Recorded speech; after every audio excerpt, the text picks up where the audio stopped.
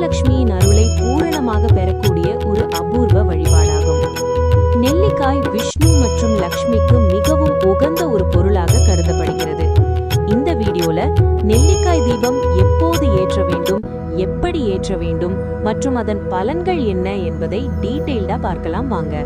முதல்ல ஏன் மத்த பழங்கள் இல்லாம நெல்லிக்காயை தேர்ந்தெடுக்கிறோம்னு தெரிஞ்சுக்கலாம்.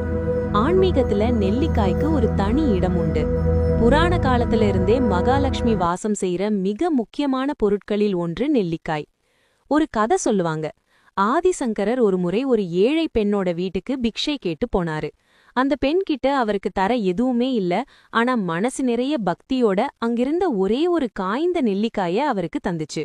அந்த பெண்ணோட வறுமையை பார்த்து மனமுருகி ஆதிசங்கரர் கனகதாரா ஸ்தோத்திரம் பாடினாரு. அப்போ அந்த வீட்ல தங்க நெல்லிக்காய்கள் மழையா கொட்டுச்சாம். யோசிச்சு பாருங்க, ஒரு காய்ந்த நெல்லிக்காய்க்கே அன்னை மகாலட்சுமி அவ்வளவு தங்கம் கொடுத்தாங்கன்னா நாம மனதார ஏற்ற இந்த தீபத்துக்கு எவ்வளவு பலன் கிடைக்கும்? உங்களுக்கும் அன்னை மகாலட்சுமியோட அருள் முழுமையா கிடைக்கணும்னு நீங்க நினைச்சீங்கன்னா இப்பவே இந்த வீடியோவுக்கு ஒரு லைக் போட்டுடுங்க.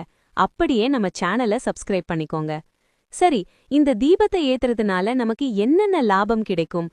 செல்வ வளம். உங்க ஜாதகத்துல சுக்கிர திசை சரியில்லைனாலும் சரி, இல்ல பொருளாதார ரீதியா தடை இருந்தாலும் சரி, இந்த தீபம் அதை உடைத்து எரியும். கடன் தொல்லை.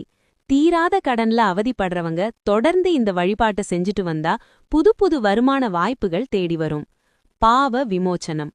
நம்மையும் வழியாம செஞ்ச சின்ன சின்ன தப்புகள், அதனால வர்ற தோஷங்கள் விலகும். சில வீடுகள்ல எப்பவும் சண்டை சச்சரவா இருக்கும். அந்த இடத்துல இந்த தீபம் எரியும் போது உருவாகிற அந்த தெய்வீக மனம் மனச அமைதிப்படுத்தும். முதல்ல நெல்லிக்காய நல்லா கழுவி சுத்தம் செஞ்சுக்கோங்க. அதுல கருப்பு புள்ளிகள் இல்லாம பார்த்துக்கிறது நல்லது. நெல்லிக்காயோட மேல் பகுதியில காம்பு இருக்கிற இடத்துல ஒரு சின்ன குழி மாதிரி தூண்டிக்கோங்க. கொட்டையை எடுக்க வேண்டாம், தீபம் நிற்கிற அளவுக்கு குழி இருந்தா போதும். இதுக்கு மஞ்சள் குங்குமம் வச்சு அலங்காரம் செய்யுங்க.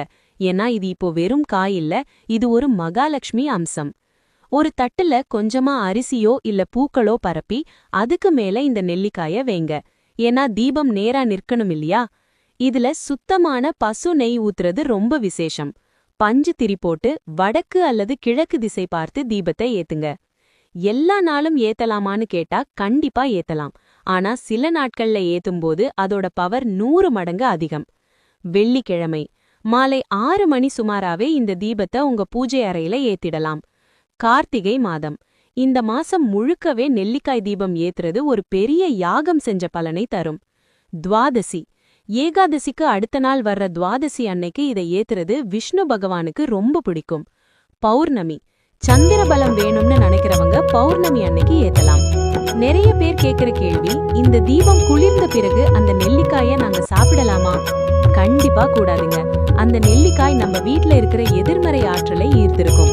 அதனால அதை நீங்க சாப்பிடாம ஏதாவது ஒரு செடிக்கு அடியில போடலாம், இல்லனா பசுமாட்டுக்கு உணவா கொடுக்கலாம்.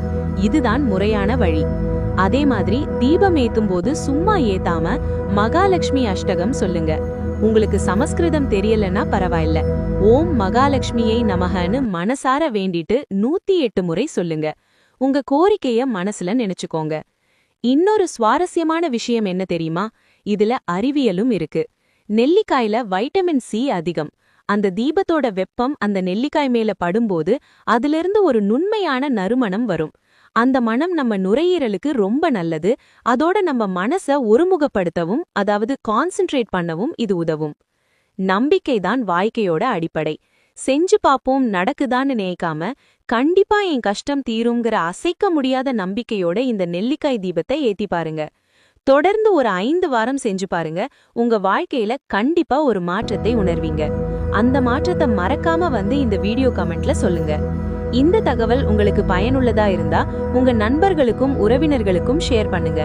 அவங்களும் பயன்பெறட்டும். இதே மாதிரி இன்னும் பல ஆன்மீக தகவல்களுக்கு நம்ம சேனலை சப்ஸ்கிரைப் பண்ண மறந்துடாதீங்க.